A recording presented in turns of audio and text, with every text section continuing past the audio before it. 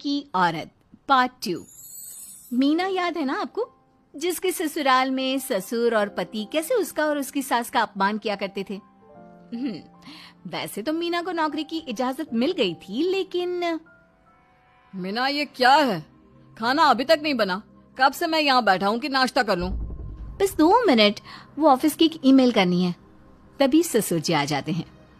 मैंने कहता था जिस दिन ये फीमेल ईमेल करने लगेगी घर नहीं चलने वाला। तभी सास हाथ में नाश्ते की प्लेट ले आती है। ये लो, सभी उपमा खाओ। गर्मा गर्म स्वादिष्ट उपमा देखकर वाह माँ जी, 2 मिनट में ये कमाल, क्या बात है। वो आता है ना रेडी टू ईट वाला पैकेट, वही बनाया है। स्वाद बता बहू कैसा है। कल तक जो बीवी पति के नाम से ही कांपती थी, बहू के आ जाने के बाद कैसे उड़ रही है, ये देखकर ससुर जी को आ जाता है गुस्सा। हाँ हाँ, पैसे तो पेड़ पर उगते हैं ना, या तेरा बाप दे जा रहा है जो बैठे बैठे पैसे खर्च कर रही है। अरे जरा शरीर चला लिया कर, वरना पता है ना जब मेरा हाथ पड़ेगा तो कैसे काम करती है तू। बहू बेटे के सामने खुद का अपमान सास बर्दाश्त नहीं कर पाती और रोती हुई कमरे में चली जाती है। क्या पापा, क्या जरूरत थी माँ से ऐसे बात करने की? सुबह से कुछ नहीं खाया है, अब जब खाना आया तो रुला दिया आपने। चलिए देखते हैं माँ कहाँ गई।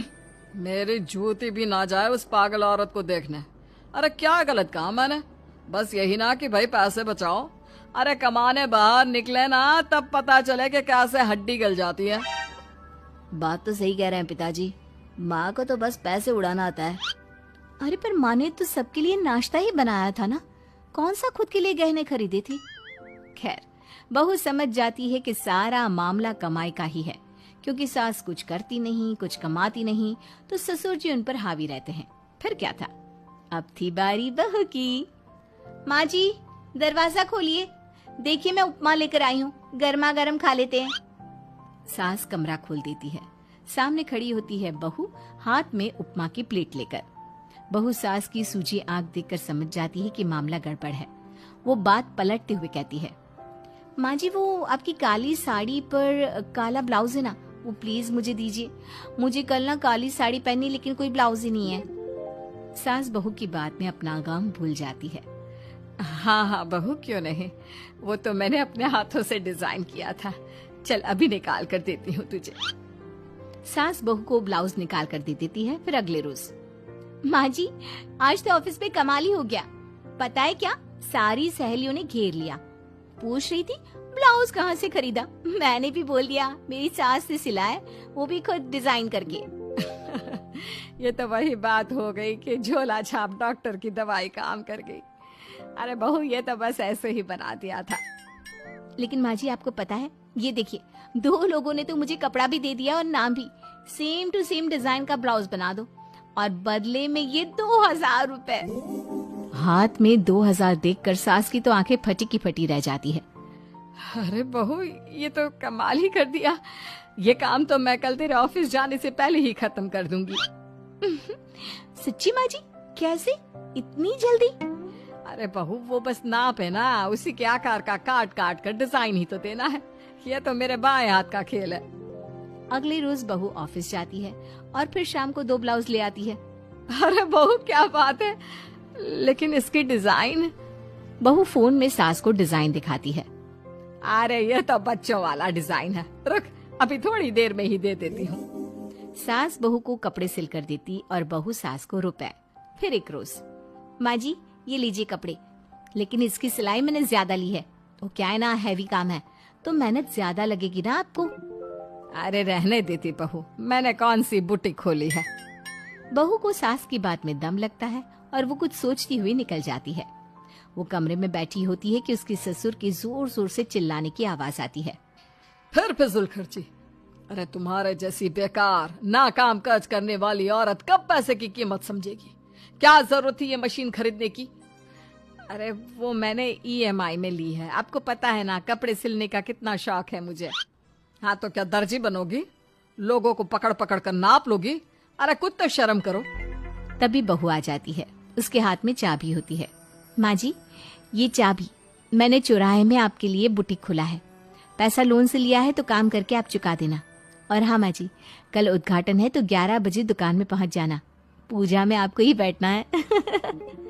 ये सुनकर ससुर जी आग बुबला हो जाते हैं। कहीं नहीं जाएगी ये, इस घर की औरतें बाहर नहीं निकलती। तू तो इंजीनियर है इसलिए तुझे इजाजत दे दी, लेकिन ये तेरी सास 4 अक्षर नहीं आते इसको। अरे रहने दे, क्यों पैसा बर्बाद करवा रही है। सास को डांटने की आदत ससुर जी को जो लग चुकी थी। सास बहू की ओर देखती है। तो माँ जी, कल वक्त से तैयार रहना। ससुर जी, आप ही तो माँ जी को कहते थे ना उन्हें पैसे की कदर नहीं है, तो अब वो खुद ही कमाने जा रही हैं। अरे और क्या पापा, देखिए मीना ने कितना अच्छा बुटीक खुला है माँ के लिए। अरे रहने दो, ये कुछ नहीं कर पाएगी, गंवार कही की। ससुर की रजामंदी ना होने के बाद भी सास काम करती है, लेकिन ससुर भी ससुर होता है। एक रोज सास देर से घर आती है। कहाँ घूम रही थी? ये कोई वक्त है घर आने का?